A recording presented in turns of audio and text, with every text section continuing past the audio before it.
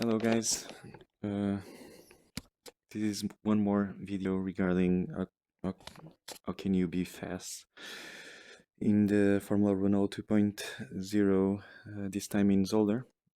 I really like the circuit. It has a nice flow, very good to outlap, but I'm not so sure whether you will have great races here because I mean you can have pretty much big accidents in every single turn here. So this lap was done under default weather conditions. Late afternoon, 20% track usage. It is 1 minute 25 seconds and 403. Is a quick lap. I think that we will see quicker laps than this for sure. Pretty close to 25.0, 25.1 throughout the week, especially from the big guys here. Regarding the references that I take, usually for the first turn, you wanna be sure that you are as close as you can to the pit wall here. You wanna start braking pretty much by the end of this Coca-Cola advertise that you have at your right, and between that yellow um, sorry, white mark that you have over there. So you want to start braking here, but you can use this as a reference as well. You want to have a car that rotates well in the beginning stage, in the beginning stage of the turning in. So make sure that if you're able to change brake bias throughout the lap, make sure that you want to move. Make sure that you move a little bit to the rears on the first section of the circuit, especially T1, T2, and T3 before the first chicane. Okay, then you can use your brake bias a little bit further to the front because you will need it. First turn, use this as a reference, as I said. So pretty much the Coca-Cola advertise and as close as you can to the right wall and to this white section of the wall that you have. You want to make sure that you attack the turn by reaching the apex, and you can go over the curb. You will not use you will not lose a lot of time. I'm using a lot of the curb. If you are able to do a little bit more to the right, that's better. But nevertheless, you can do it over. You can do this turn over the inside curb. As soon as you reach the apex of the turn, you want to start accelerating really hard. Okay, you can go over the right curb, the outside curb, but you will lose time. So if you are able to avoid that, perfect.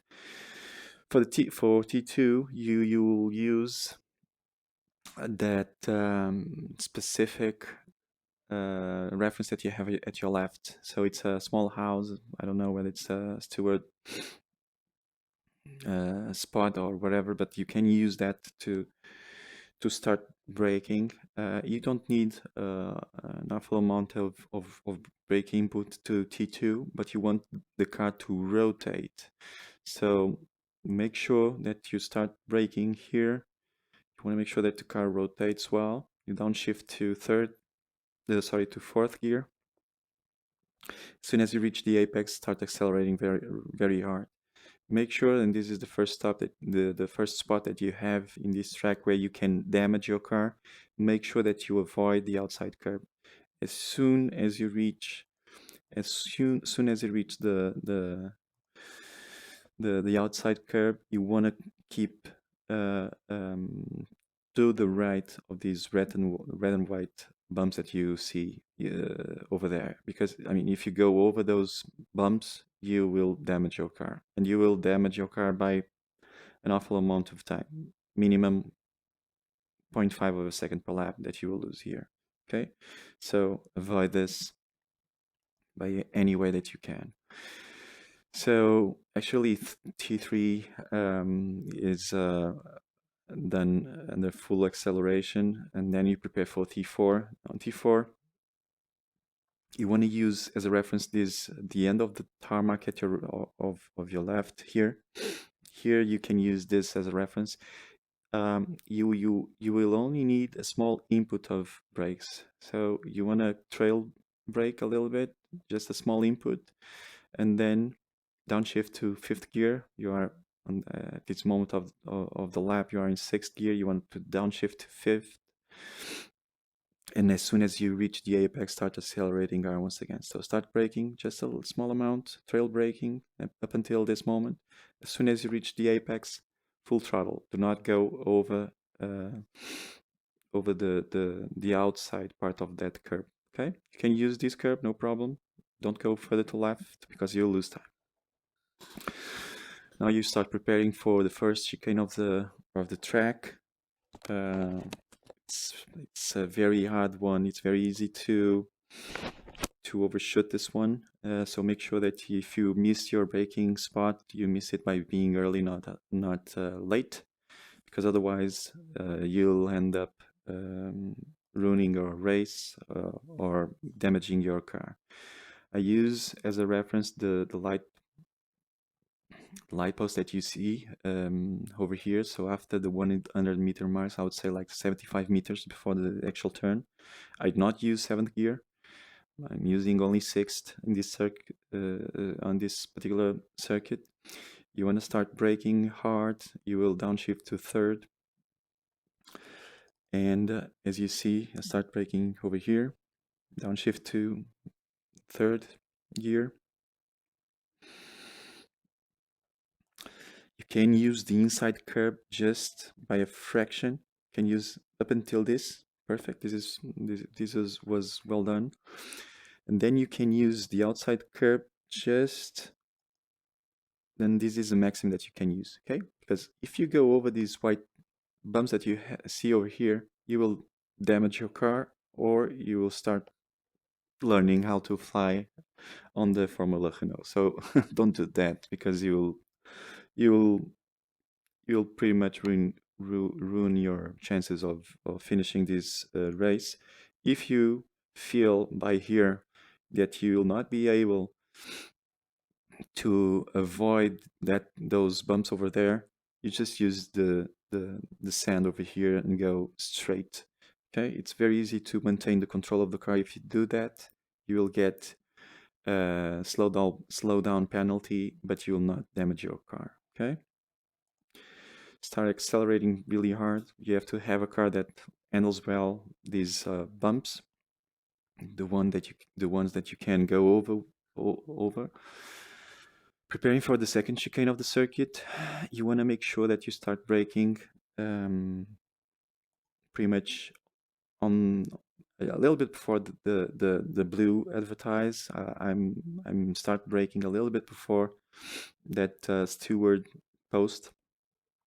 Once again, from sixth gear to third gear. Okay, so start braking by here a little bit before that reference that I mentioned before. Fifth gear, fourth gear, a little bit of trail brake to the beginning of the turn. You can use the inside curb. Once again, do not go over these white bumps. I'm already in second gear. Sorry, I mentioned third before, but second. And then you will not do anything in terms of inputs. You want to make sure that you handle your car perfectly, and this is the maximum that you can go over this inside curb. You will not get a 1x by doing this, and you will not damage your car. Okay, this is the maximum that you can go. I use all these curb that I'm able to do because I want to position my car well to the exit of this particular part of the chicane, because as you see, I will start accelerating hard and do the right turn that you see over there on full throttle. And I can only do that because I position my car perfectly for this part. So 100%, you will not need to use brakes to this turn. If you have understeer, all you have to do is use a little bit less throttle. Okay. So full throttle, until you reach the hairpin here. You want to start braking by the 100-meter mark that you see. And then you will use all the inside curve of the hairpin. Okay, so you want to brake hard. You are in sixth, and you will downshift to second gear. You will use all the inside curve.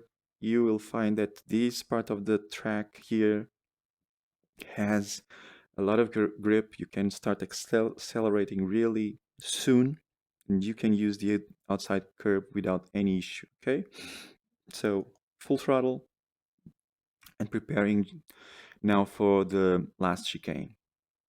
For the last chicane, I find it very difficult to nail in terms of braking because it's very easy.